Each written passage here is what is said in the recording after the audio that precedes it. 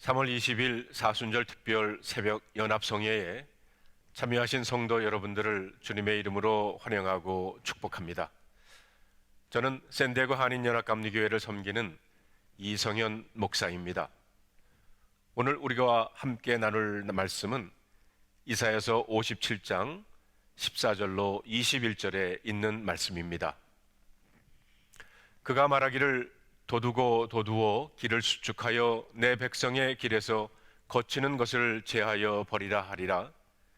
지극히 존귀하며 영원히 거하시며 거룩하다 이름하는 이가 이와 같이 말씀하시되 내가 높고 거룩한 곳에 있으며 또한 통회하고 마음이 겸손한 자와 함께 있나니 이는 겸손한 자의 영을 소생시키며 통회하는 자의 마음을 소생시키려 함이라.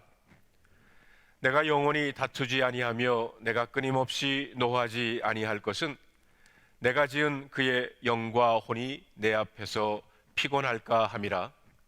그의 탐심의 죄악으로 말미암아 내가 노하여 그를 쳤으며 또 내 얼굴을 가리고 노하였으나 그가 아직도 패역하여 자기 마음의 길로 걸어가도다. 내가 그의 길을 보았은즉 그를 고쳐줄 것이라. 그를 인도하며 그와 그를 슬퍼하는 자들에게 위로를 다시 얻게 하리라. 입술의 열매를 창조하신 자 여호와가 말하노라. 먼 데 있는 자에게든지 가까운 데 있는 자에게든지 평강이 있을지어다 평강이 있을지어다 내가 그를 고치리라 하셨느니라. 그러나 악인은 평안함을 얻지 못하고 그 물이 진흙과 더러운 곳을 늘 솟구쳐 내는 요동하는 바다와 같으리. 내 하나님의 말씀에 악인에게는 평강이 없다 하셨느니라.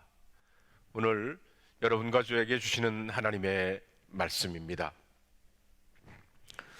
저는 한국에서 중학교를 진학을 하면서 10여 년 동안 살았던 삼청동 골짜기를 벗어나 마포 나루터까지 진출을 하게 되었습니다. 마포로 진출하던 첫날 삼청동에서만 살다가 그 먼 마포 종점까지 혹시 버스를 잘못 탄 것은 아닌가 걱정하며 손에 땀을 쥐고 가던 것이 생각이 납니다.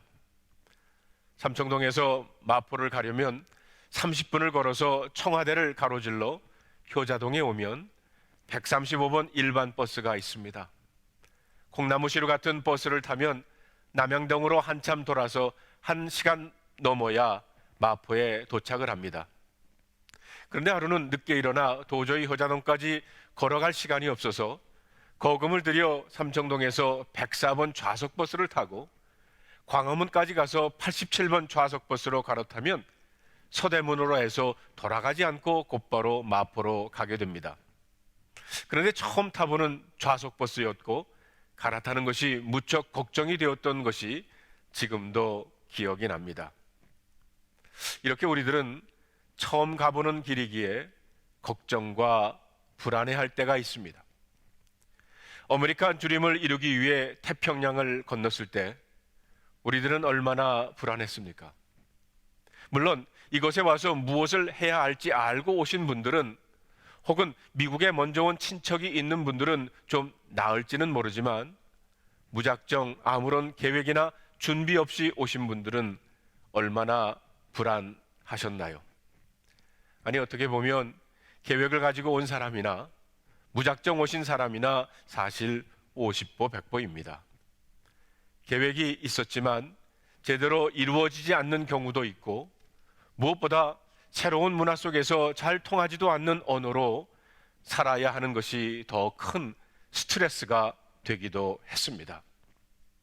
이렇게 한 번도 가보지 않은 길에 대한 불안과 걱정은 누구에게나 있다는 것입니다. 사춘기에 부모님을 따라 미국에 와서 고삐 풀린 망아지처럼 이리 뛰고 저리 뛰면서 갈 길을 몰라 헤매던 때가 있었습니다. 앞으로 커서 어떤 사람이 되어야 할지, 무슨 공부를 해야 할지 몰라서 밤을 새워 고민하며 기도한 것이 아니라 술 마시고 포카 치고 춤추며 밤을 지새웠던 때가 있었습니다. 다행히 대학교에 가서 길 대신 주님을 만나 내가 가야 할 길을 어렴풋이나마 보여주신 것, 제게는 잊을 수가 없습니다. 그러나 목사가 되어 목회를 하면서도 갈 길을 몰라 헤매고, 오늘도 나는 갈 길 모르니 주여 인도하소서 찬송을 부를 때가 많습니다. 제가 젊은 나이에 뉴저지에서 교회를 개척해서 목회를 한다고 쩔쩔매는 것을 보고 제 여동생이 하루는 진심으로 저를 생각하며 이런 말을 했습니다. 오빠, 정말 젊은 나이에 안 됐다. 자기가 보니 아버지 뒤를 이어 장남인 제가 가업을 이어가기 위해 무슨 큰 희생한다고 생각한 것 같습니다. 그러니 오빠 젊은 나이에 참 안 됐다라고 위로를 한 것입니다. 저도 가끔 생각해 봅니다. 다른 길은 없었을까? 다른 길은 어떠했을까? 그래서 저는 나의 갈 길 모르니 주여 인도하소서 이것을 부를 때가 많았습니다. 내일이면 예배당에 모여 예배 드리지 못하고 온라인으로 예배를 드린 지 꼭 1년이 됩니다. 저는 지난 1년 동안 교회와 목회에 대해 어떻게 해야 할지 몰라 많은 질문을 할 수밖에는 없었습니다. 예배는 어떻게 드려야 하나? 이렇게 드려도 괜찮은 건가? 성경 공부와 기도회는 어떻게 하나? 성도의 교제 친교는 어떻게 하나? 사역은 어떻게 하나? 헌금은 어떻게 드려야 하나? 목장은 어떻게 모여야 하나? 오늘 본문을 통해 하나님께서는 갈 길을 몰라 방황하고 있는 이스라엘 백성들에게 예루살렘으로 돌아올 것이라는 소망을 선포하시고 계십니다. 그리고 돌아오는 길을 하나님께서 준비해 주시겠다고 하십니다. 거침돌을 제하여 주시고 상처난 마음을 고쳐주시고 회복시켜 주시겠다고 하십니다. 그리고 화평을 주시겠다고 약속을 하십니다. 요한복음 14장에 보면 예수님께서 제자들과 유월절 만찬을 드신 후에 제자들에게 예수님께서 떠나신다는 말씀을 하시자 불안해하며 도마가 묻습니다. 주님, 우리는 주께서 어디로 가시는지 알지 못하는데 어떻게 그 길을 알겠습니까? 그러자 예수님께서 이렇게 대답을 하십니다. 내가 곧 길이요 진리요 생명이다. 예수님께서 길이라고 하셨습니다. 그러하기에 주 예수님과 함께 걸으면 그것이 바로 길이라는 것입니다. 그래서 오늘 본문 15절에서는 존귀하시고 거룩하신 하나님께서 겸손하고 통회하는 자들과 함께 하시겠다고 하셨습니다. 길 되신 분과 함께 가는 것이기에 앞날에 어떻게 될까 걱정하고 계산할 것이 없다는 것입니다. 저는 동부에서 이곳 서부로 이사 와서 제일 헷갈렸던 것이 프리웨이를 운전하면서 동쪽과 서쪽의 사인이었습니다. 동부에서는 동쪽이 바다 쪽이고 서쪽이 대륙 방향인데, 그런데 서부에 와 보니까 정반대입니다. 여기는 동쪽이 대륙 방향이고 인랜드고 서쪽이 바다 방향이었습니다. 그래서 몇 번이고 웨스트 사인이 나오면 감으로 인랜드 방향으로 갈 때가 종종 있었습니다. 이것이 적응하는 데 꽤 오랜 시간이 걸렸어요. 그런데 요즘은 예쁜 목소리를 가진 넵이라는 여자를 따라만 가면 됩니다. 오른쪽으로 가라 하면 오른쪽으로 핸들을 돌리고 왼쪽으로 가라 하면 왼쪽으로 가면 됩니다. 이 아가씨도 가끔 왔다 갔다 할 때가 있어요. 그렇지만 그래도 갑니다. 이 여자는 제가 잘못 가도 한 번도 신경질을 내거나 짜증내는 적이 없어요. 혹시 제가 잘못된 길로 가면 궤도가 이탈되었습니다. 그리고는 다시 가야 할 길을 보여줍니다. 끝까지 내가 갈 길을 인도해 줍니다. 성도 여러분, 이 여자도 내가 갈 길을 끝까지 화내지 않고 인내하며 인도해 주려고 애를 쓰는데, 얼굴도 한 번 보지 못한 여자를 우리가 믿는데 하나님을 왜 못 믿겠습니까?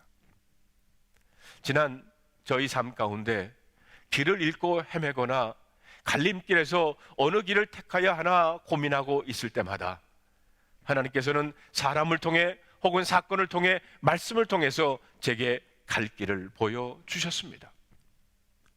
성도 여러분, 지나고 되돌아보니 하나님이 보여주신 길이 옳았고 하나님이 인도해 주신 것이 길이 맞았고, 그래서 이제는 믿는 것이 아니라 압니다.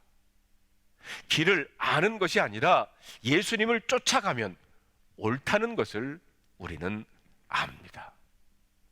그러하기에 이런 찬송이 있죠. 나의 갈 길 다 가도록 예수 인도하시니 어려운 일을 당할 때도 족한 은혜 주시네. 나는 심히 고단하고 영혼 매우 가라나 나의 앞에 반석에서 샘물 나게 하시네. 저는 특별히 이 구절이 좋습니다. 어려운 일 당할 때도 족한 은혜 주시네. 나는 심히 고단하고 영혼 매우 가라지만 나의 앞에 반석에서 샘물이 날 줄로 믿습니다. 왜냐하면 나의 길을 예수님께서 인도하시기 때문입니다. 이스라엘 백성들이 광야에 나와서 물이 없어 죽게 되었다고 울부짖을 때 물을 얻기 위해 땅을 파야 하는데 땅이 아니라 모두 돌입니다. 그러면 죽게 됩니다. 이스라엘 백성들 광야에서 물이 없어서 죽게 되었다고 울부짖던 것처럼 내 인생이 반석같이 물 한 군데 나오지 않는 메마른 광야와도 같습니다. 그런데 우리 주님께서 멀리 있는 것도 아니고 나의 앞에 반석에서 샘물 나게 하신다는 것입니다. 예수님께서 유월절 만찬, 최후의 만찬을 드시고는 제자들과 최초의 성만찬을 행하시고는 늘 기도하시는 겟셋마네 동산을 찾아가 기도하시는 장면이 있습니다. 그 기도의 내용을 보면 이렇습니다. 내 아버지여, 만일 할만하시거든 이 잔을 내게서 지나가게 하옵소서. 그러나 나의 원대로 마시옵고 아버지 원대로 하옵소서. 저는 이 기도를 이렇게 바꾸어 보고 싶습니다. 아버지, 만일 할 수만 있다면 이 길을 가지 않게 하옵소서.